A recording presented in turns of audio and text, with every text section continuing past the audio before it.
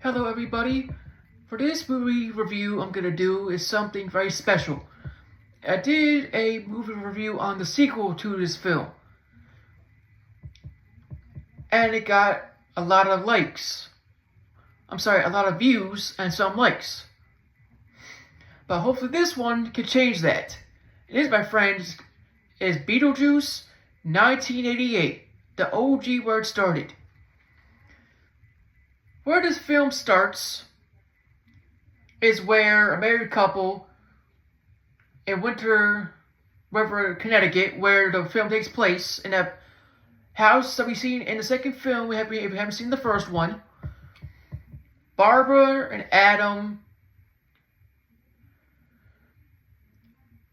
Maitland, if I got that right. They owned a giant house and everything.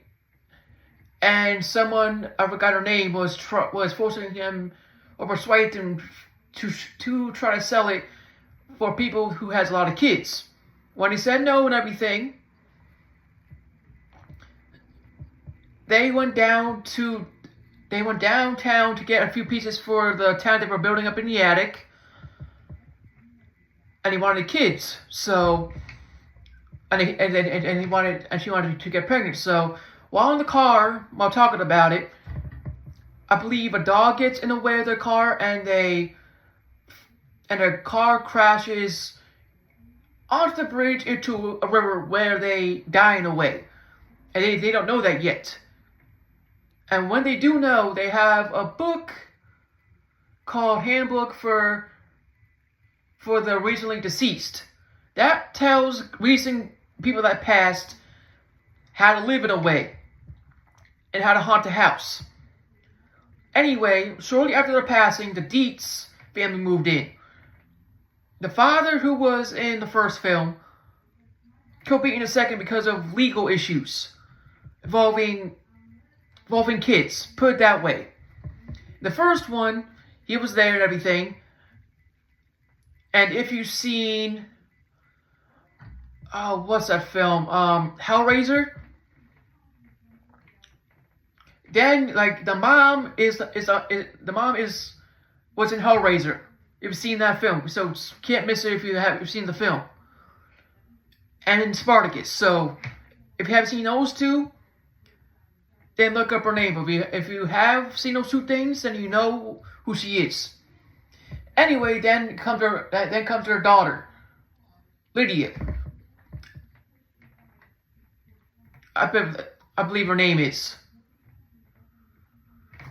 Hold on. It's like, what's the daughter's name? It's about how many times I've seen this.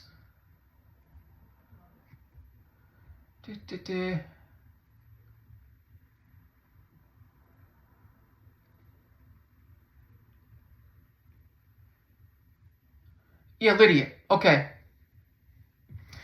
so Lydia can see spirits in a way, but not in a way. She's seen the couple while she was outside for a minute, and then when she got in the house, she saw them trying to scare them. And when the previous owners of the house couldn't scare them, Barbara and Andy, their counselor of the dead kind of thing, told him to not summon he who must not be named, like Voldemort kind of thing. Beetlejuice. If you see his name 3 times, he pops up. That type of thing. So, and she explained who Beetlejuice was, and he was not a good person to deal with. So they were desperate. So they went into that graveyard, found his grave, and dug it up. And once they dug it up, that's where Michael Keaton comes in. He does a fantastic job in this film, in the first one and the second. And there barely any flaws in his film. So, with Beetlejuice gists kind of thing is, he wants to be free and to be amongst the living. For him to do that, he needs to marry a woman from the living. And that's where Lydia comes in. And I'll explain that a little bit later. But when their ghost counselor finds out about Beetlejuice, and then she gets pissed off, and she explains the whole thing made a whole mess, and they have to clean it up. So when Beetlejuice scares the family in a way, Lydia blames the two owners of the house previously, until Lydia sees for herself it's not their fault.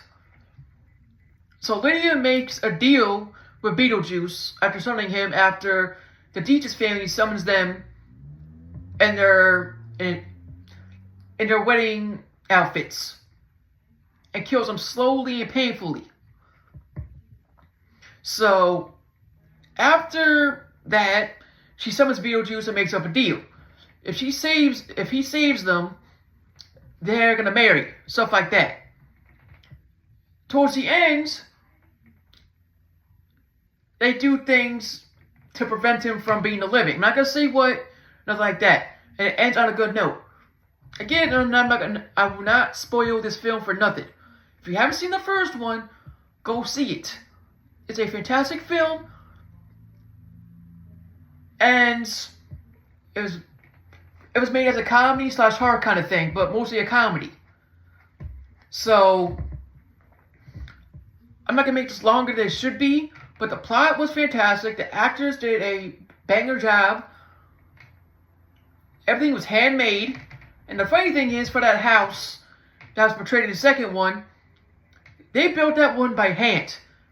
It wasn't 3D. It wasn't like 3D added. There was no AI involved. They built that house from scratch.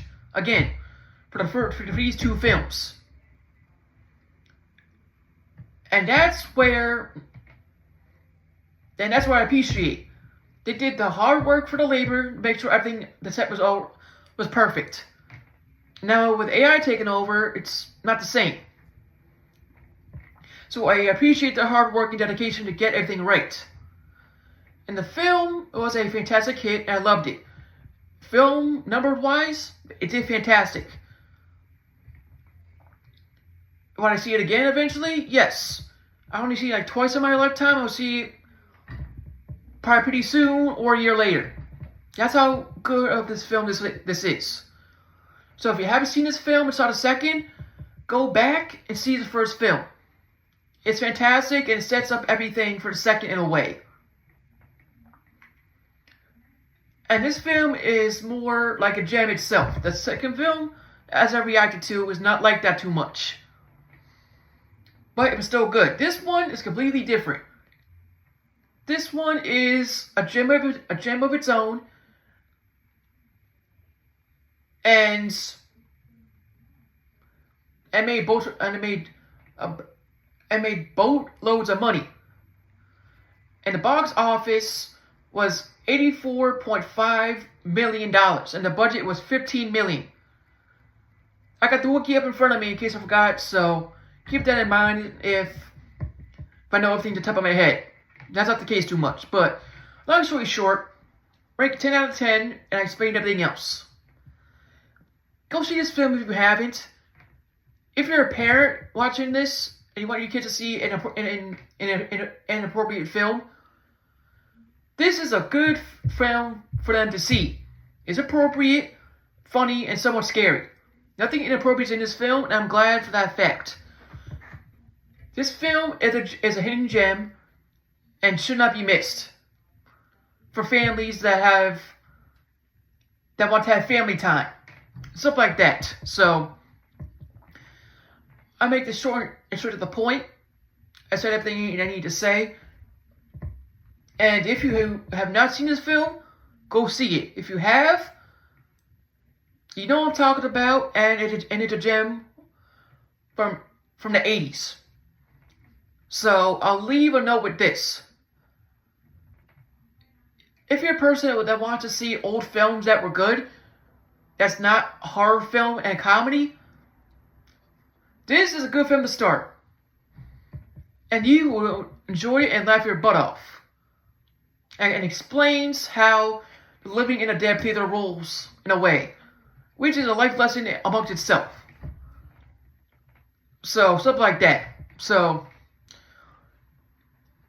I'll end it with that. And thank you all for watching and supporting me. I greatly appreciate it. My YouTube channel is at HistoryBuff 2.0. If you subscribe, I will be happy and grateful for your support. Like my videos, subscribe to my channel, share my videos. If you want to post comments down below, you can. And for the final video for the evening, the Make 6, I will do something special. So keep that in mind, and I will be back in a bit. Thank you all for watching, and see you soon, and may God bless all of you.